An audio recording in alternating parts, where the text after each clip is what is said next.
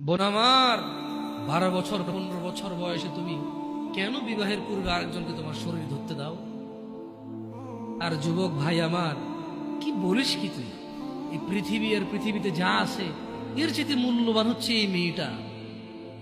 তো এরকম মূল্যবান একটা জিনিস ওর ধরে ছুঁয়ে তুই ওকে ওর মূল্য কমিয়ে দিবি?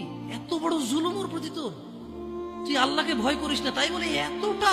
কি বলিস তুই? তুই কি কারো গাড়ির গ্লাস ভাঙছিস জীবনে? না। কেন? ওর লস হবে। তুই কি কোনোদিন কোনো মানুষকে ঘুষি দিছিস? না। কারণ তাহলে ও বেচারা কষ্ট পাবে। তুই কি জীবনে কারো পেটে ছুরি ঢুকাই দিছিস? না। ও মরে যাবে, তাহলে ওর ফ্যামিলি ক্ষতিগ্রস্ত, লসে পড়ে যাবে।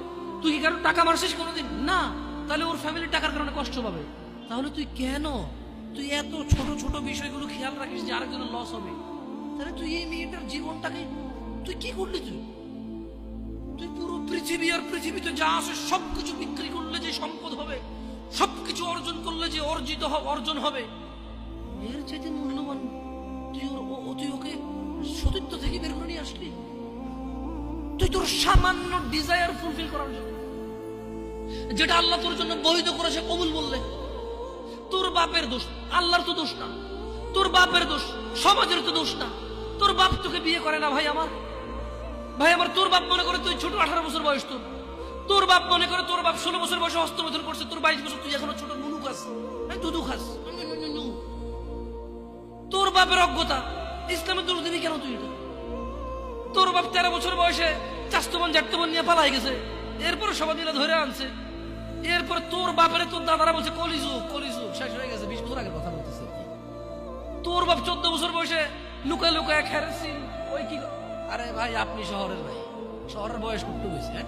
আর সব মানুষ শহরে গেলে আমি দেখছি তো ঢাকা শহর খালি হয়ে যায় কেন তাহলে ঈদে? আমারে বলেন না যে আমরা না ঢাকা শহরে থেকে কিছু বুঝি না। এবার বলবেন না আমাকে, আমি বাংলা পারি না, একটু পারি, এবার বলার দরকার নেই আমাকে। না, আমরা জানি আপনার সব মানুষই গ্রামে, ঢাকা শহর ঈদ হলে সব খালি হয়ে যায়, ওই যায় না। হ্যাঁ, তোর বাপ ওই যে কেউ বলি না যে সুপারি বাগান চেনেন না, ওই যে খেরের চিন, এগুলো বোঝেন না বললেন না আমার। যে জামশেদ ভাই যে কন্টেক্সটে কথা বলার বুঝার, হ্যাঁ তো সেগুলো তো ও বলার দরকার নেই। কেমন? আমি জানি আপনি বোঝেন না, বুঝের ভান করবেন। আচ্ছা, তো তোর বাপে 14 বছর বয়সে এই বাঁশবাগান আশবাগানে যে জেনায় লিপ্ত ছিল, তোর বয়স 25, কয় এখনো ছেলেটা বড় হয়নি।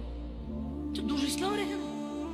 তোর বাপের, তোর জান্নাতের প্রতি পরোয়া নেই, তোর টাকার প্রতি পরোয়া আছে। তোর বাপ তোর জান্নাত সেভ করতে চায় না, তোকে নাকি ভালোবাসে। তোর বাপ তোর ইজ্জতের পরোয়া করে না, তোকে নাকি ভালোবাসে। তুই নাকি ভালো মানুষ, পৃথিবী আর পৃথিবীর সবচেয়ে সম্পদশালী জিনিসটাকে শুধু একটা এই মুখে মুখে চুমু দিয়ে একটা ওই যে এভাবে ছবি তুলেছি আমি, এভাবে এভাবে।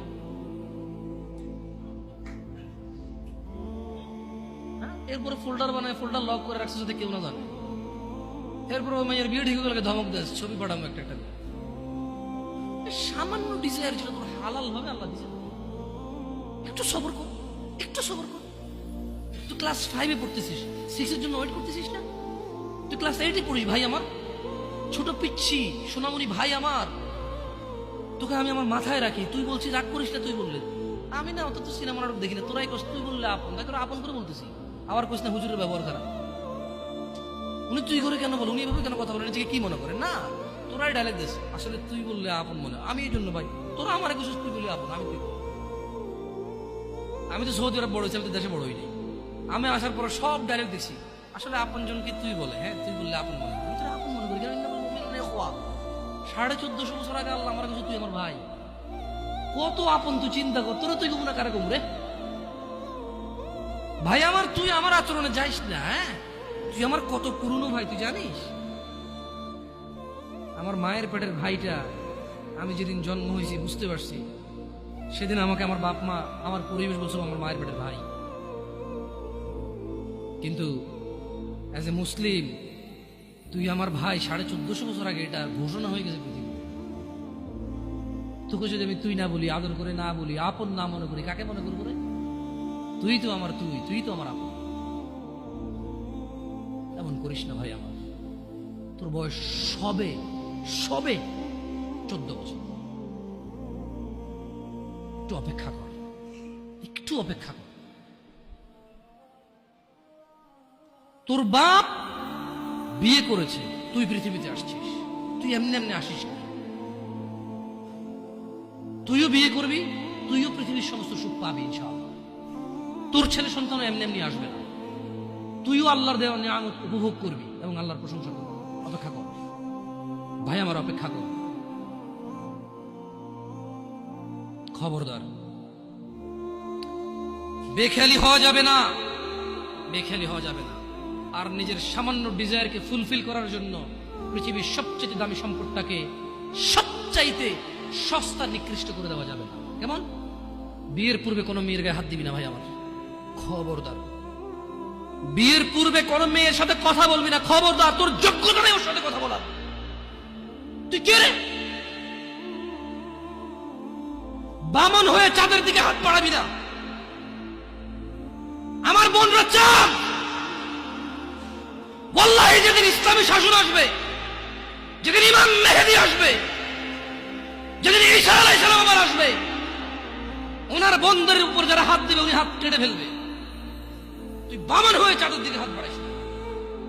আমার বোনরা চাঁদ, ইসলাম মেয়েদেরকে চাঁদ বলেছে আর তোকে বামন বলেছে। বেটা তুই বেটা ছেঁড়া খাতায় শুয়ে লাখ টাকার স্বপ্ন দেখিস, বিয়ের আগে মেয়ের গায়ে হাত দিস? তোর সাহস কত? তোর সাহস কত? তুই জানিস না মুহাম্মদ সাল্লাল্লাহু আলাইহি সাল্লাম বলছে নেক স্ত্রী দুনিয়াতে যা আছে ওর থেকে বেশি উত্তম। তুই কি করে ওর গায়ে হাত দিস বিয়ের আগে? তোর সেই যোগ্যতা আছে বল? তোকে আল্লাহ জাহান্নামে ফেলবে, তোকে আল্লাহ জ্বলন্ত আগুন নিক্ষিপ্ত করবে, তোর শরীর পচবে, তোর শরীরের গন্ধে জাহান্নামীরা থাকতে পারবে না। তোকে এত নিকৃষ্ট